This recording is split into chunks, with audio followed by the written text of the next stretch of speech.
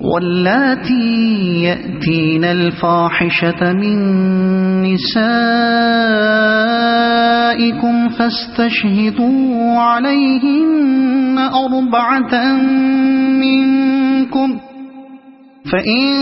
شهدوا فأمسكوهن في البيوت حتى يتوفاهن الموت أو يجعل الله لهن سبيلا واللذان يأتيانها منكم فآذوهما فإن تابا وأصلحا فأعرضوا عنهما ان اللہ کان توابا رحیما۔ تمہاری عورتوں میں سے جو بدکاری کی مرتکب ہوں ان پر اپنے میں سے 4 آدمیوں کی گواہی لو، اور اگر 4 آدمی گواہی دے دیں تو ان کو گھروں میں بند رکھو یہاں تک کہ انہیں موت آ جائے یا اللہ ان کے لیے کوئی راستہ نکال دے۔ اور تم میں سے جو اس فعل کا ارتکاب کریں ان دونوں کو تکلیف دو، پھر اگر وہ توبہ کریں اور اپنی اصلاح کر لیں تو انہیں چھوڑ دو کہ اللہ بہت توبہ قبول کرنے والا اور رحم فرمانے والا ہے۔ ان دونوں آیتوں میں زنا کی سزا بیان کی گئی ہے۔ پہلی آیت صرف زانیہ عورتوں کے متعلق ہے اور ان کی سزا یہ ارشاد ہوئی ہے کہ انہیں تاحکم ثانی قید رکھا جائے۔ دوسری آیت زانی مرد اور زانیہ عورت دونوں کے بارے میں ہے کہ دونوں کو اذیت دی جائے، یعنی مارا پیٹا جائے، سخت سست کہا جائے اور ان کی تذلیل کی جائے۔ زنا کے متعلق یہ ابتدائی حکم تھا۔ بعد میں سورہ نور کی وہ آیت نازل ہوئی جس میں مرد اور عورت دونوں کے لیے ایک ہی حکم دیا گیا کہ انہیں 100 کوڑے لگائے جائیں۔ اہل عرب چونکہ اس وقت تک کسی باقاعدہ حکومت کے ماتحت رہنے اور عدالت و قانون کے نظام کی اطاعت کرنے کے عادی نہ تھے، اس لیے یہ بات حکمت کے خلاف ہوتی اگر اسلامی حکومت قائم ہوتے ہی ایک قانون تعزیرات بنا کر دفعتاً ان پر نافذ کر دیا جاتا۔ اللہ تعالیٰ نے ان کو رفتہ رفتہ تعزیری قوانین کا خوگر بنانے کے لیے پہلے زنا کے متعلق یہ سزائیں تجویز فرمائیں، پھر بتدریج زنا، قذف اور سرقہ کی حدیں مقرر کی، اور بالآخر اسی بنا پر تعزیرات کا وہ مفصل قانون بنا جو نبی صلی اللہ علیہ وسلم اور خلفائے راشدین کی حکومت میں نافذ تھا۔ مفسر سدئی کو ان دونوں آیتوں کے ظاہری فرق سے یہ غلط فہمی ہوئی ہے کہ پہلی آیت منکوحہ عورتوں کے لیے ہے اور دوسری آیت غیر شادی شدہ مرد و عورت کے لیے، لیکن یہ کمزور تفسیر ہے جس کی تائید میں کوئی وزنی دلیل نہیں، اور اس سے زیادہ کمزور بات وہ ہے جو ابو مسلم اصفہانی نے لکھی ہے کہ پہلی آیت عورت اور عورت کے ناجائز تعلق کے بارے میں ہے اور دوسری آیت مرد اور مرد کے ناجائز تعلق کے بارے میں ہے۔ تعجب ہے ابو مسلم جیسے ذی علم شخص کی نظر اس حقیقت کی طرف کیوں نہ گئی کہ قرآن انسانی زندگی کے لیے قانون و اخلاق کی شاہراہ بناتا ہے اور انہی مسائل سے بحث کرتا ہے جو شاہراہ پر پیش آتے ہیں، رہیں گلیاں اور پگڈنڈیاں تو ان کی طرف توجہ کرنا اور ان پر پیش آنے والے ضمنی مسائل سے بحث کرنا کلام شاہانہ کے لیے ہرگز موضوع نہیں ہے۔ ایسی چیزوں کو اس نے اجتہاد کے لیے چھوڑ دیا ہے۔ یہی وجہ ہے کہ عہد نبوت کے بعد جب یہ سوال پیدا ہوا کہ مرد اور مرد کے ناجائز تعلق پر کیا سزا دی جائے تو صحابہ کرام رضوان اللہ تعالی علیہم اجمعین میں سے کسی نے بھی یہ نہ سمجھا کہ سورہ نساء کی اس آیت میں اس کا حکم موجود ہے۔ انما التوبة على الله للذين يعملون السوء بجهالة ثم يتوبون من قريب فأولئك يتوب الله عليهم وَكَانَ اللَّهُ عَلِيمًا حَكِيمًا وَلَيْسَتِ التَّوْبَةُ لِلَّذِينَ يَعْمَلُونَ السَّيِّئَاتِ حَتَّى إِذَا حَضَرَ أَحَدَهُمُ الْمَوْتُ قَالَ إِنِّي تُبْتُ الْآنَ وَلَا الَّذِينَ يَمُوتُونَ وَهُمْ كُفَّارٌ اولئک اعتدنا لهم عذابا الیما۔ ہاں یہ جان لو کہ اللہ پر توبہ کی قبولیت کا حق انہی لوگوں کے لیے ہے جو نادانی کی وجہ سے کوئی برا فعل کر گزرتے ہیں اور اس کے بعد جلدی ہی توبہ کر لیتے ہیں۔ ایسے لوگوں پر اللہ اپنی نظر عنایت سے پھر متوجہ ہو جاتا ہے، اور اللہ ساری باتوں کی خبر رکھنے والا اور حکیم و دانا ہے۔ مگر توبہ ان لوگوں کے لیے نہیں ہے جو برے کام کیے چلے جاتے ہیں، یہاں تک کہ جب ان میں سے کسی کی موت کا وقت آ جاتا ہے اس وقت وہ کہتا ہے کہ اب میں نے توبہ کی، اور اسی طرح توبہ ان کے لیے بھی نہیں ہے جو مرتے دم تک کافر رہیں۔ ایسے لوگوں کے لیے تو ہم نے دردناک سزا تیار کر رکھی ہے۔ توبہ کے معنی پلٹنے اور رجوع کرنے کے ہیں۔ گناہ کے بعد بندے کا خدا سے توبہ کرنا یہ معنی رکھتا ہے کہ ایک غلام جو اپنے آقا کا نافرمان بن کر اس سے منہ پھیر گیا تھا اب اپنے کیے پر پشیمان ہے اور اطاعت و فرما برداری کی طرف پلٹ آیا ہے، اور خدا کی طرف سے بندے پر توبہ یہ معنی رکھتی ہے کہ غلام کی طرف سے مالک کے نظر عنایت جو پھر گئی تھی وہ اثر نو اس کی طرف منعطف ہو گئی۔ اللہ تعالیٰ اس آیت میں فرماتا ہے کہ میرے ہاں معافی صرف ان بندوں کے لیے ہے جو قصداً نہیں بلکہ نادانی کی بنا پر قصور کرتے ہیں، اور جب آنکھوں پر سے جہالت کا پردہ ہٹتا ہے تو شرمندہ ہو کر اپنے قصور کی معافی مانگ لیتے ہیں۔ ایسے بندے جب بھی اپنی غلطی پر نادم ہو کر اپنے آقا کی طرف پلٹیں گے اس کا دروازہ کھلا پائیں گے کہ این درگہے ماں درگہے نومیدی نیست، 100 بار اگر توبہ شکستی بعد آ۔ ترجمہ،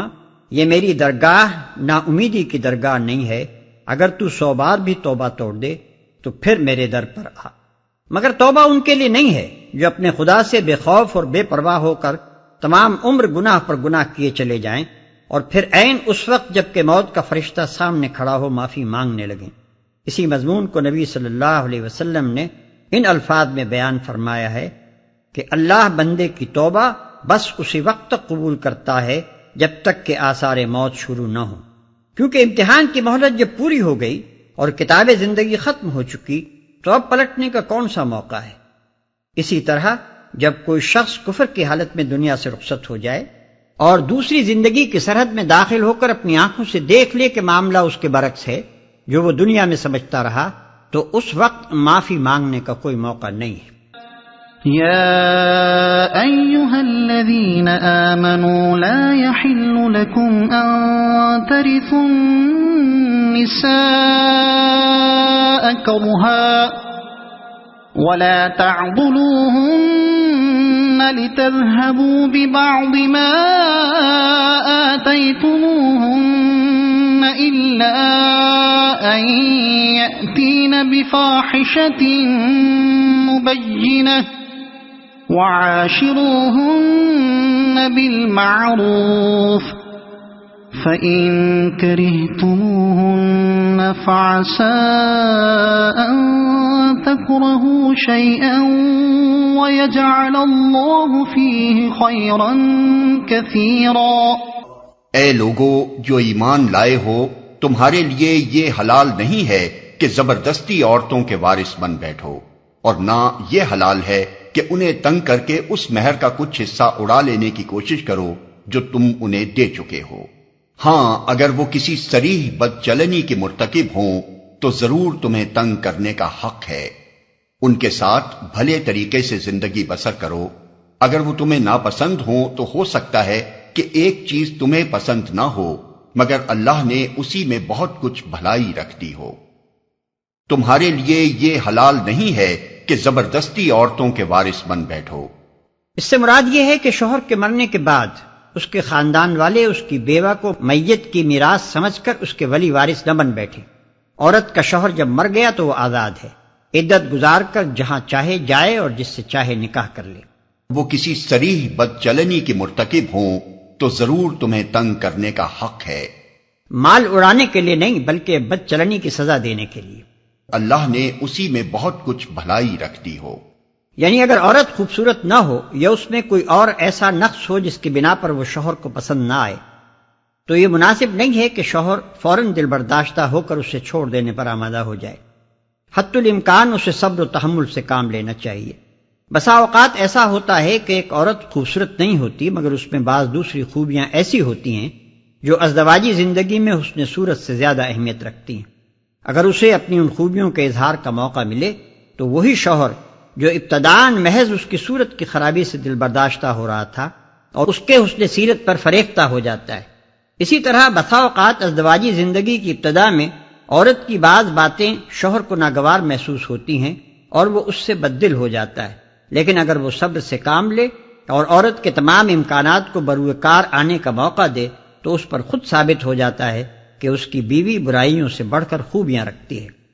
لہذا یہ بات پسندیدہ نہیں ہے کہ آدمی ازدواجی تعلق کو منقطع کرنے میں جلد بازی سے کام لے۔ طلاق بالکل آخری چارہ کار ہے جس کو ناگزیر حالات ہی میں استعمال کرنا چاہیے۔ نبی صلی اللہ علیہ وسلم کا ارشاد ہے کہ طلاق اگرچہ جائز ہے مگر تمام جائز کاموں میں اللہ کو سب سے زیادہ ناپسند اگر کوئی چیز ہے تو وہ طلاق ہے۔ دوسری حدیث میں ہے کہ آپ نے فرمایا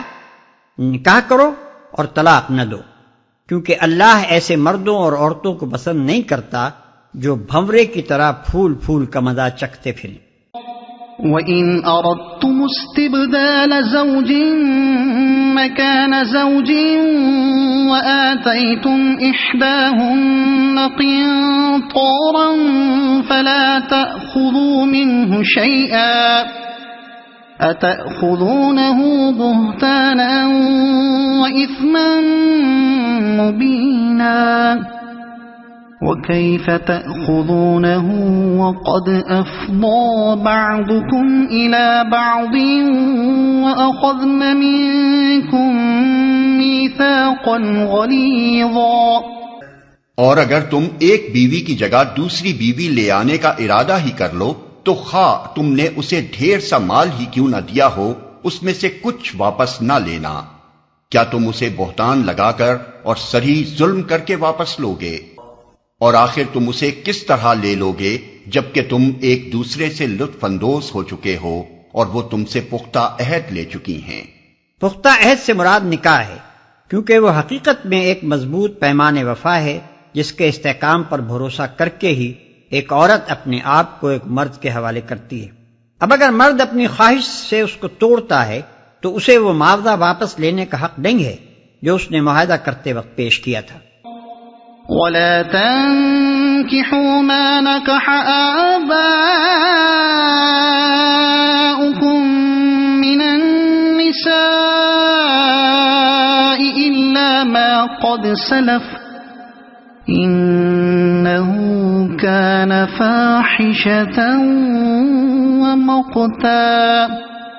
وَسَاءَ سَبِيلًا۔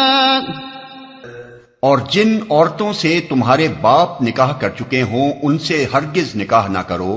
مگر جو پہلے ہو چکا سو ہو چکا۔ در حقیقت یہ ایک بے حیائی کا فعل ہے، ناپسندیدہ ہے اور برا چلن ہے، مگر جو پہلے ہو چکا سو ہو چکا۔